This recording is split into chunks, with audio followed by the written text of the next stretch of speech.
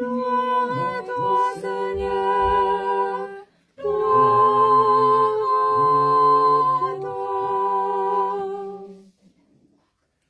En ce temps-là, Jésus traversait des champs de blé au jour de sabbat. Et de ses disciples, chemin faisant, se mirent à arracher des épis. Les pharisiens lui dirent, regarde, pourquoi font-ils ce qui n'est pas permis de faire? Et un jour de sabbat, Jésus leur dit, n'avez-vous jamais lu ce que fit David lorsqu'il fut dans le besoin et qu'il faim? Lui et ses compagnons, comment il entra dans la maison de Dieu au temps du grand prêtre Abiathar, et mangea les pains de proposition, qu'il n'est permis de manger qu'aux prêtres, et en donna aussi à ses compagnons. Puis il leur dit, le sabbat est fait pour l'homme, et non l'homme pour le sabbat, en sorte que le Fils de l'homme est aussi maître du sabbat. Lecture du Saint-Évangile selon saint Jean. En ce temps-là, Jésus avait résolu de partir pour la Galilée. Il rencontra Philippe et lui dit, « Suis-moi. » Philippe était de Bethsaïde, la ville d'André et de Pierre. Philippe rencontra Nathanaël et lui dit, « Celui dont il est question dans la loi de Moïse et les prophètes, nous l'avons trouvé.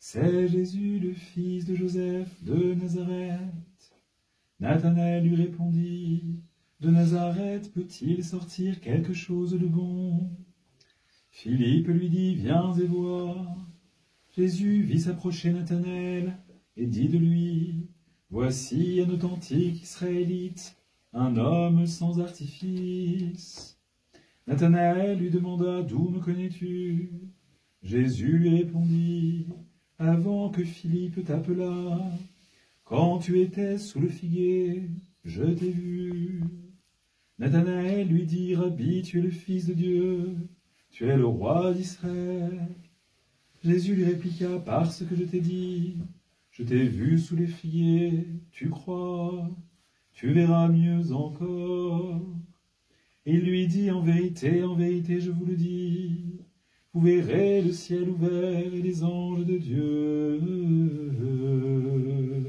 monter et descendre au-dessus du Fils de l'homme.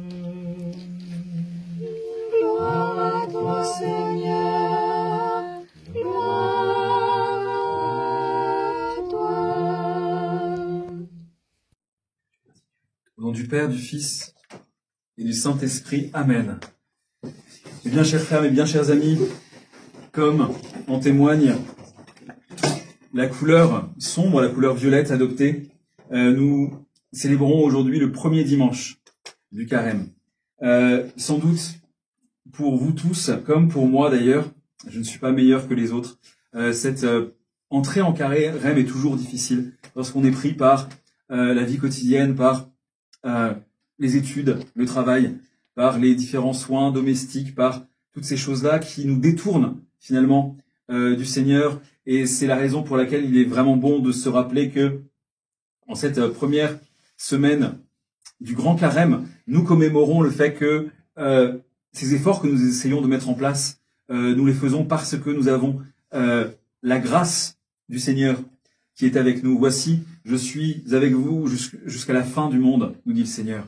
Et comment peut-il dire ça? Comment peut-il affirmer qu'il sera avec nous jusqu'à la fin du monde alors que certains déplorent de ne pas le voir directement, de ne pas l'entendre, de ne pas réussir encore à avoir avec Dieu une relation tellement intime qu'il n'y aurait plus aucun doute, qu'il n'y aurait plus aucune tristesse non plus,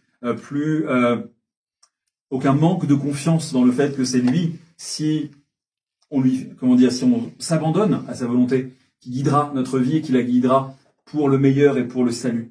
Eh bien, cette présence de Dieu que parfois nous déplorons ne pas suffisamment ressentir, elle est dans l'Église. C'est parce que nous ne prenons pas assez conscience de l'extrême grâce qu'est notre lien, le lien que nous avons à l'Église, que nous pouvons parfois déplorer le manque, l'absence de Dieu en nous et dans nos cœurs. C'est dans l'Église que sont les énergies divines qui sont dans le monde entier, mais particulièrement concentrées dans l'Église. C'est là que le Seigneur manifeste sa grâce, c'est là qu'il nous parle par la lecture des évangiles, c'est là qu'il nous sanctifie, nous purifie, nous transfigure par la réception des sacrements, par notamment le baptême, mais aussi ensuite, une fois qu'on est baptisé, que l'on retombe dans ces mauvais travers, donc on le retombe dans le péché, eh bien, il y a le sacrement de pénitence qui nous est donné pour retrouver cette pureté baptismale et faire de nous ces êtres qui sortaient de l'eau, tout purifiés de leur péché passé et du péché originel, et donc prêts à recevoir la grâce de Dieu, la présence de Dieu en nous. Là, comme tous les dimanches, nous allons célébrer l'Eucharistie et il ne faut pas oublier que le Christ est là, il est présent. Et cette présence de Dieu à laquelle nous ne prêtons pas suffisamment attention, c'est ce qui convainc Nathanaël dans l'évangile d'aujourd'hui de reconnaître que le Christ est fils de Dieu, qu'il est le roi d'Israël, qu'il est le Messie attendu. En effet, on ne sait pas exactement à quel événement précis de la vie de Nathanaël le Christ fait référence, que lorsqu'il lui a dit « Lorsque tu étais sous le figuier, je t'ai vu », mais très vraisemblablement, selon les pères, il s'agit d'un moment de la vie de Nathanaël où il a eu une forme de révélation, il a ressenti très fortement la présence de Dieu, et il était sous un figuier en train d'étudier les livres saints, puisque les pères nous disent aussi que le figuier est aussi le symbole de l'étude de la Torah. Et donc, Nathanaël qui a ressenti à un moment donné dans sa vie la présence de Dieu, qui a été comme illuminé et gratifié d'une forme d'apparition, de manifestation très très intense de Dieu dans sa vie, eh bien, le Christ confirme que cette présence-là, c'était la sienne, que c'était bien lui qui a rencontré Nathanaël sous le figuier. Et nous sommes de la même manière, très souvent, nous avons des expériences dans lesquelles nous avons peine à reconnaître que c'est le Christ qui nous guide, que c'est le Christ qui nous accompagne, que c'est le Christ qui est là. Lorsque nous avons l'impression que Dieu n'est pas dans notre vie, c'est nous qui ne sommes pas dans notre vie, alors que c'est Dieu qui nous porte. Nous ne serions même pas vivants s'il ne nous entourait de sa grâce, de sa présence, de son être, car en soi, nous ne sommes rien. Donc c'est cette présence de Dieu dans notre vie dont il faut prendre conscience, non pas rendre Dieu plus présent, car il l'est déjà, mais plutôt ouvrir nos yeux à cette présence qui nous entoure. On dit parfois qu'un bienfait continu suscite de l'ingratitude. Eh bien, c'est ça que nous vivons en général avec Dieu. Dieu nous fait tellement de bien que nous oublions qu'il nous en fait, et nous allons considérer comme acquis et comme normal le fait, ne serait-ce que d'être vivant, le fait d'exister, alors que nous n'avons rien fait pour mériter ça, et que essentiellement nous sommes du néant. Nous ne sommes venus à l'être que parce que Dieu nous a aimés, que Dieu nous a voulu, que Dieu a voulu que nous partagions son être, son amour et sa gloire. Dans cette période, donc, nous essayons de nous purifier pour le Seigneur. J'aimerais dire quelques mots de cette prière aussi, également, que nous récitons en principe tous les jours si on y arrive pendant le carême. Cette prière qui nous a été donnée par saint Éphrem le Syrien: Seigneur, et maître de ma vie l'esprit d'oisiveté, de découragement, de domination et de paroles faciles ou de vaines paroles ou de bavardage éloigne de moi.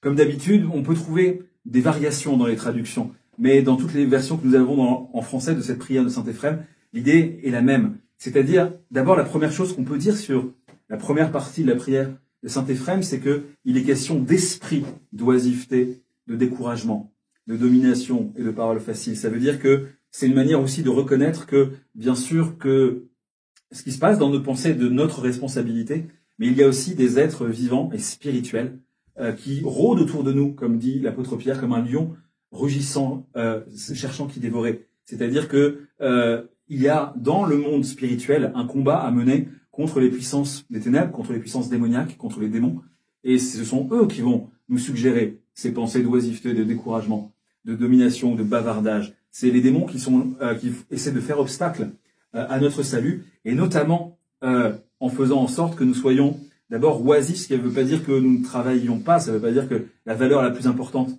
pour un chrétien, c'est le travail au sens mondain, mais c'est l'oisiveté dans notre relation à Dieu, bien sûr, dans notre vie de prière, dans notre vie aussi de charité vis-à-vis de nos frères. En effet, il faut insister sur le fait que il ne faudrait pas croire que le carême est simplement un moment de régime. Si on se concentre uniquement sur ce qu'on mange, ça veut dire qu'on va faire un régime qui va durer pendant 47 jours. C'est pas ça la question. Ces prescriptions que l'Église nous donne, alimentaires, elles ne sont là que pour tester d'abord notre obéissance vis-à-vis de Dieu. Si nous sommes capables d'obéir dans de petites choses, nous pourrons l'être dans de plus grandes. Et c'est également parce que physiologiquement, les pères l'ont toujours dit, eh bien, il y a dans la lourdeur des aliments provenant des animaux quelque chose qui, justement, nous alourdit spirituellement. On est plus léger pour prier lorsque ce qu'on consomme est plutôt végétal. Mais dans tous les cas, le plus important n'est pas ça. Le plus important, c'est que le carême soit un vrai retour dans la maison du Père, comme dans la parabole du Fils prodigue. Nous avons tous délaissé le foyer du Père, nous avons tous mis autre chose dans notre cœur à la place de Dieu. Nous considérons tous finalement dans la pratique que certaines choses sont plus importantes que lui, puisque nous nous inquiétons de notre avenir professionnel, financier, de nos études. Nous passons finalement la plupart de notre temps d'éveil à penser à des choses qui ne sont pas Dieu. Et ça, c'est se détourner de lui. Ça, c'est avoir quitté la maison du Père. Et ce que nous propose l'Église en ce temps de carême, c'est justement ce retour, cette conversion vraiment intérieure et véritable. Et c'est un moment justement pour prendre ce recul et remettre le Seigneur au centre de nos priorités, au centre de notre vie. Vraiment considérer que tout ce qui n'est pas notre relation à Dieu doit être considéré comme éminemment secondaire. C'est à l'amour qu'ils auront les uns pour les autres, dit le Seigneur, qu'on reconnaîtra mes véritables disciples. Ainsi, n'oublions pas aussi que il faut intensifier notre vie de prière, essayer de mettre Dieu au centre de notre vie, mais que ça implique aussi la charité fraternelle. Ça implique le fait de venir en aide à son prochain, en donnant une forme d'aide, par l'aumône aussi, si on peut le faire, et tout simplement en ne lui nuisant pas. Et l'une des façons dont on nuit le plus à son prochain dans la vie quotidienne, et moi le premier, c'est par la médisance.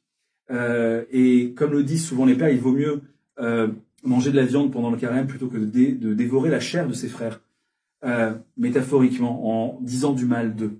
Ainsi, voilà, il faut se concentrer aussi sur cette bienveillance vis-à-vis de nos frères, vis-à-vis des autres êtres humains, et ne pas tomber dans cette vision pharisienne, n'est-ce pas, du carême qui consisterait à uniquement se focaliser sur davantage de prières, sur un régime végétalien, et pour autant être toujours dur, être toujours sans cœur, être toujours méprisant, médisant, orgueilleux, et rejeter ses frères, se moquer d'eux, salir leur réputation par tous ces vains bavardages que nous avons tendance spontanément à faire les uns sur les autres. C'est la raison pour laquelle, justement, outre cette paresse spirituelle qu'on demande au Seigneur d'enlever de notre cœur, l'esprit d'oisiveté, il y a aussi ces paroles faciles, ce bavardage également.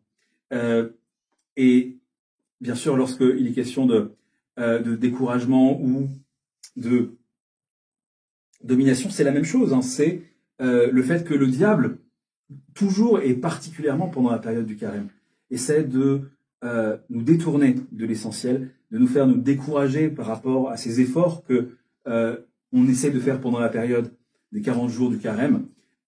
Et surtout, il essaye de nous faire alterner entre des moments où on va finalement rompre le jeu, nous se dire que finalement tout ça est trop difficile et tout abandonner et tomber dans le découragement le plus complet. Ou alors, lorsque nous y parvenons, il essaie de susurrer à notre oreille des pensées d'orgueil et comme ça nous arrivons à une forme de mépris pour les autres, de pharisaïsme. Et c'est pour ça qu'on parle aussi de l'esprit de domination. Tout ça est très très logique et est vraiment lié à ce que nous vivons dans notre vie de chrétien au moment du carême. Donc puisse le Seigneur nous délivrer de cet esprit de paresse, d'oisiveté, cet esprit de domination, de vaines paroles, et les remplacer, comme le dit cette prière de saint Éphrem, qui continue par la pureté, l'humilité, la patience et la charité, c'est-à-dire le véritable amour, car, comme je le disais tout à l'heure, et c'est ça vraiment l'idée la plus importante, c'est que lorsque l'on quittera cette terre, lorsque l'on passera devant notre juge, devant le Seigneur du ciel et de la terre, finalement, ce sur quoi il nous jugera, c'est l'amour qu'on aura eu pour lui, l'amour qu'on aura eu les uns pour les autres, et toutes les prescriptions de l'Église, tous les sacrements également de l'Église, n'auront été que des moyens de développer en notre cœur cet amour les uns pour les autres, cet amour surtout pour Dieu, cet amour véritable, authentique, qui est un amour qui va nous transformer, nous purifier, nous sanctifier. Le Seigneur ne nous demandera pas pourquoi tel jour du grand carême nous avons mangé un morceau de fromage, mais en revanche, il nous demandera de rendre compte de toutes les paroles méchantes, blessantes, vaniteuses que nous aurons prononcées en scandalisant nos frères, de tous les manquements à cette charité chrétienne qui devrait nous lier les uns aux autres, étant membres du même corps du Christ, et plus largement de tous les manquements à la charité vis-à-vis de l'humanité, dont même lorsque elle est loin de Dieu, elle est loin de l'Église, avec laquelle on partage une nature commune, ce sont nos frères en humanité, puisque nous avons tous les mêmes parents. Et ainsi, voilà, en gardant en soi que cette période de carême, c'est un moyen. Et le but véritable, c'est de s'aimer les uns les autres comme le Christ nous a aimés, et d'aimer Dieu de tout notre cœur, de toute notre âme, de toute notre force au nom du Père, du Fils et du Saint-Esprit. Amen. Amen. Disons, Dieu Tout-Puissant,